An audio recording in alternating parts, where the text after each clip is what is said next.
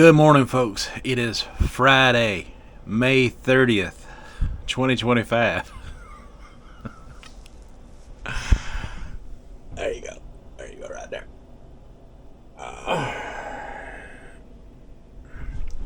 Oops.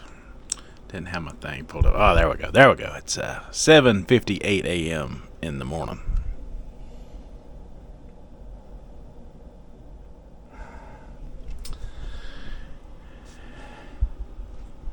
And I'm fixing to do my weigh-in, which is fabulous, by the way. It's going fabulous. The weight still coming back down from my two cheat days. I mean, I had two nasty cheat days. The chicken liver dinner I had that day was really two dinners. I mean, when up there at that Carolina Fine Food in Centerville, they give you so much food, you can pack half of it away for later and make two meals off of it. So I basically had three cheat meals and because I ate off of that twice, plus the carnivore day the next day on Memorial Day.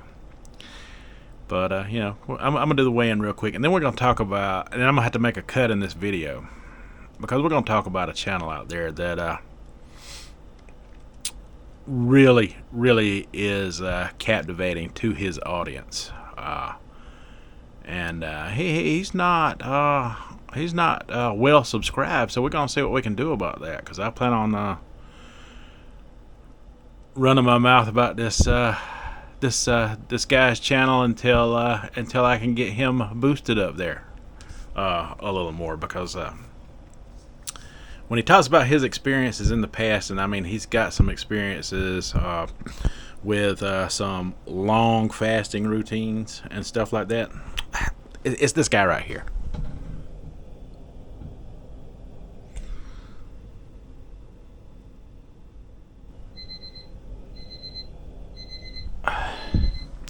Sorry about the alarm. We'll let that pass.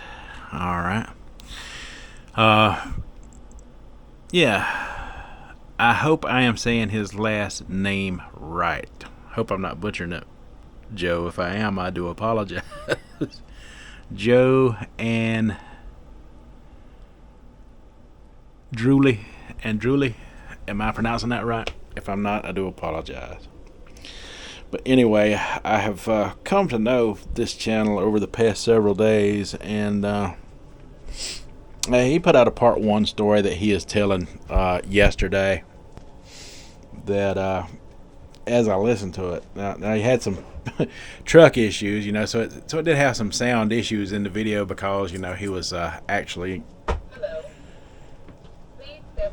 in his truck. But it's a captivating message, and it does't stay that way. I mean, the sound clears up, and you can clearly hear the message throughout most of his video, and it's an inspiring, very inspiring story that he is putting out there. Your weight is 281.6 pounds.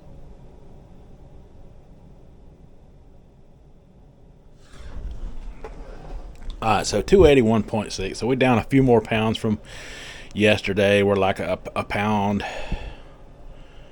and a half away from getting back to the low that we had before the cheat days. The experiment of having two huge cheat days has been a 100% success. Now I could have easily just continued with weight loss as usual, and been closer to losing 40 pounds right now had I not participated in those cheat days. But I feel like every influencer out there does that.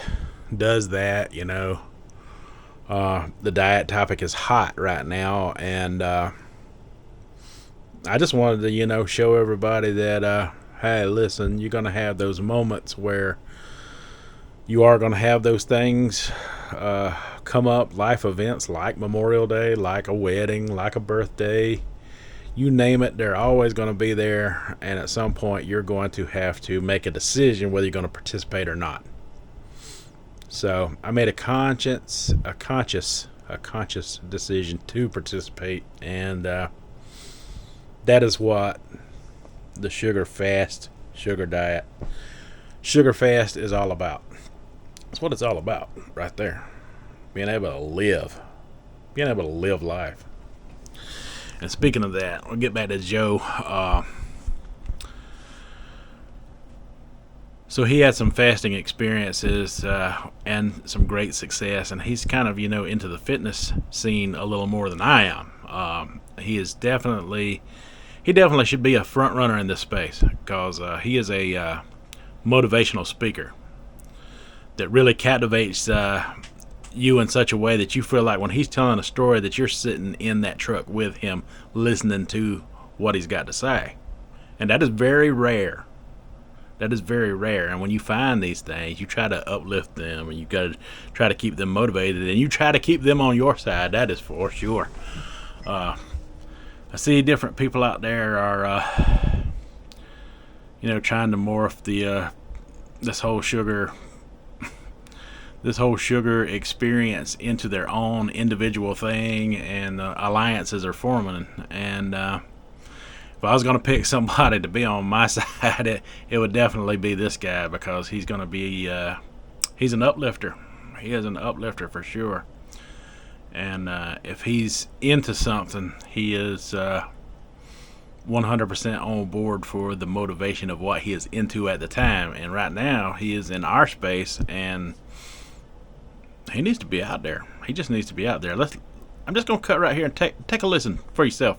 Muscles, and then I'd walk 1.5 miles home, have my caffeine intake for the day, little prayer session, have 20 ounces of water with some apple cider vinegar, and then boom, out the door with my 32-ounce unsweetened green tea, or at that point it might have been sweetened with allulose, because even though it was early in the study period, there was some research to suggest that it could also help with fat loss. And I would run to the 1.5 miles to work. On my lunch break, I would run 3 miles from Broad and Lehigh to Broad and Girard and back, and then I would run the 1.5 miles back to my house. And I very quickly became a 30,000 step monster every single day. And I began to do some of my first fasts. I had a composition notebook that I would track these things in. Today I did 12 hours, 16 hours, 18 hours, 16 hours, 18 hours. Tomorrow I'm going for 24. I vividly remember my first extended fast when I said, you know what, I'm going to go for a full 2 days. I'm going to go for 48 hours. And I remember starting to get that first headache as I was coming up on 40 hours. And I had, of course, because I was a Thomas DeLauer fan, I had the Butcher Box subscription, and they were sending me some free grass-fed, grass-finished ground beef patties. And I had my freezer with a bunch of steaks in them, and I was breaking my fast with some bone broth, and I started to get that first electrolyte headache, my first genuine experience of some keto flu. Even though I had experienced the keto diet, I had never had the electrolyte stuff, and now it was happening. And I determined that it was appropriate, even though it was not 48 hours, that I was going to break my fast.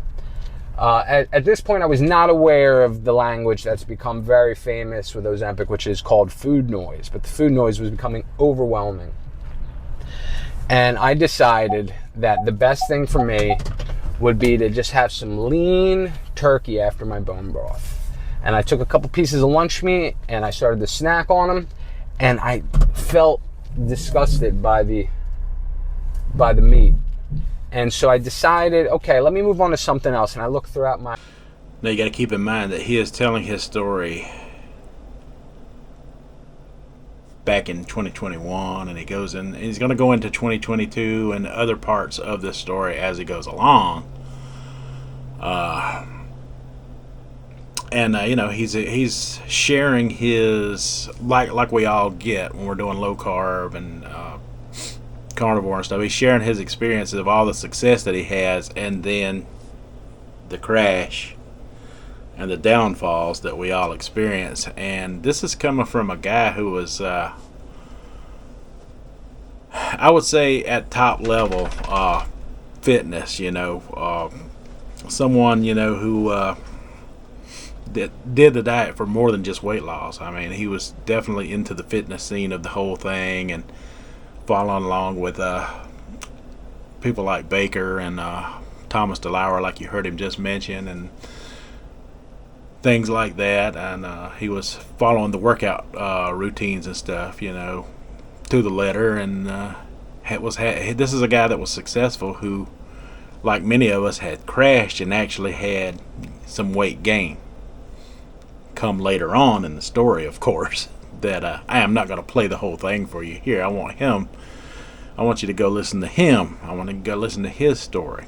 So I'm going to share a link to the very first part of that story in a pinned comment, on my channel. I want you to go to him, and I want you to tell him Latchkey sent you, because he's here in our sugar space, in our sugar diet, sugar fasting space. And he should be a front runner. He should be a front runner in it. He's not. He's doing things in such a way that is working and that is effective, and I'm here for it. I'm here for it. Yeah, he deserves to be. He deserves to be top tier in this space. I like him. He's a good storyteller, a good message deliverer.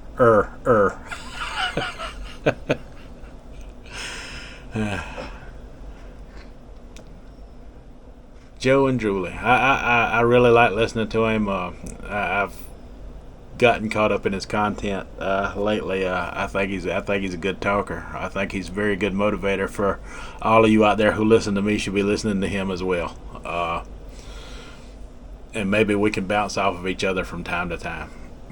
Great young man. I say young man because he's younger than me. Great young man. Yeah, go check him out. Tell him Latchkey sent you. Fantastic channel. Like I say, other channels out there, they're forming alliances. They're trying to create their own thing out of the sugar diet. And I don't want the message.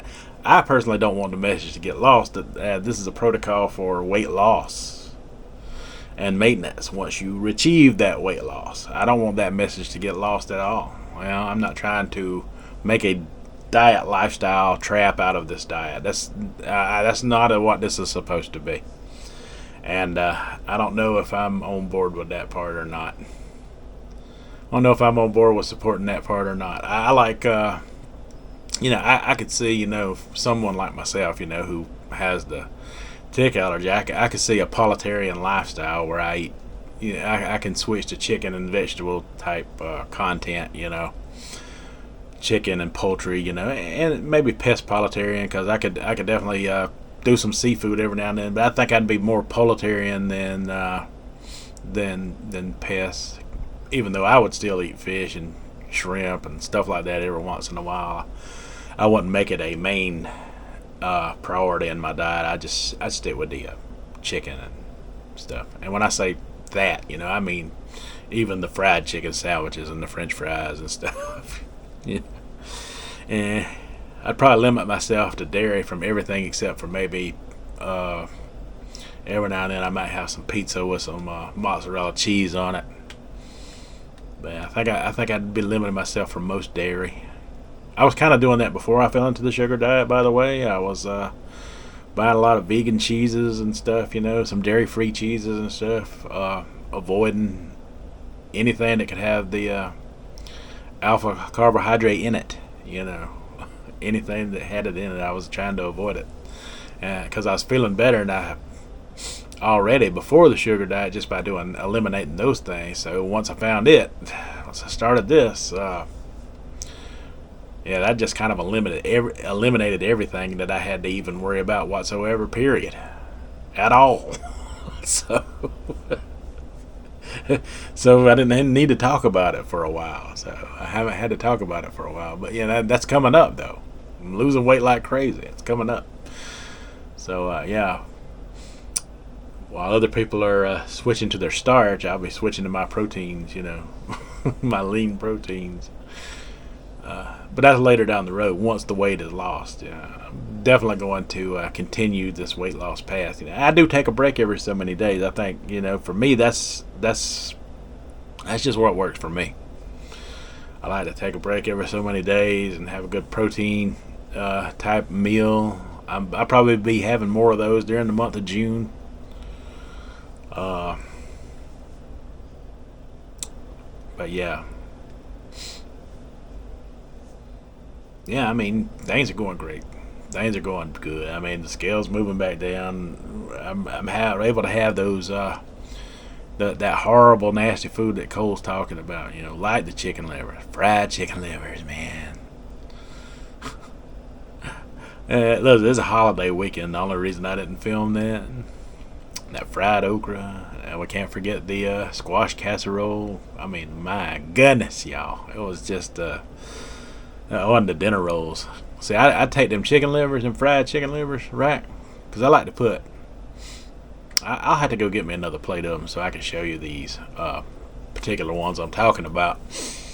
I like to put ketchup and Texas Pete on there because the combination of ketchup and Texas Pete, you know, that's kind of a thing here in the South.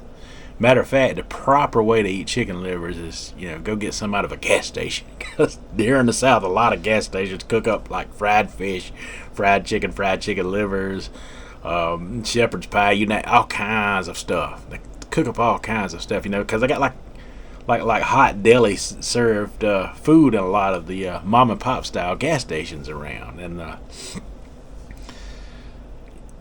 a lot of times, you know, what a popular thing to get is chicken livers with potato wedges.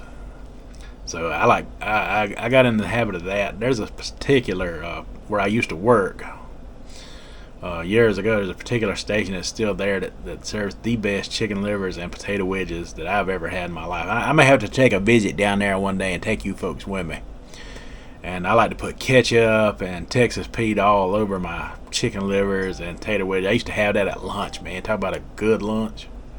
Oh my goodness.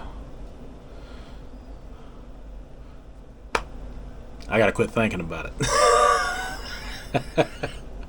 I ain't got that weight back down to my low yet. You know, I want to get to my low and then beyond a little bit before I decide to do something crazy like that again. But it's coming soon. It's coming soon, I hope. Alright, folks. I'm going to cut this here. See my weight. Things are moving well. Go check out Joe. Tell him Latchkey sent you. He deserves a top tier in this space. I'm not going to quit running my mouth about him until I see a lot of you over on his comment section, because I'm going to be watching. I'm going to be watching to make sure you comment are going and seeing, you know, who I recommend. I'm going to be watching for that Latchkey sent you. So, yeah, definitely go check him out. Alright, folks, that's all I got for this video. Let me know what you think down in the comments. And until the next one, you folks have a good one.